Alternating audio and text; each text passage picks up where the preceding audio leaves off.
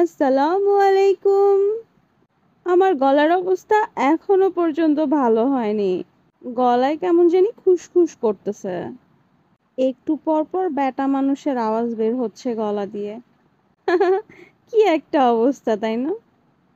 এরপরও একটা ভিডিও নিয়ে চলে আসলাম আমি আপনাদের সামনে। এটা ছিল দিনাজপুরের একটা রোড। আমরা গিয়েছিলাম বান্ধবীর দেবরের বিয়ে খেতে। সব প্রোগ্রাম শেষ হয়ে যাওয়ার পর আমরা বের হয়েছিলাম ঘোরার উদ্দেশ্যে। আমরা তো কিছু চিনি না, এখন কই যাব, পরে কোথায় জানি নিয়ে গেল আমাদের ওখানকারই এক লোকাল ভ্যান ড্রাইভার যে ছিল, আমাদেরকে নিয়ে গিয়েছিল নদীর পাড়ে। আর যাওয়ার রাস্তাটা এরকম সুন্দর ছিল, দুই পাশে সারি সারি গাছ, মাঝখানে পিচ ঢালা রাস্তা দিয়ে আমরা পৌঁছে গিয়েছিলাম নৌকার ধারে।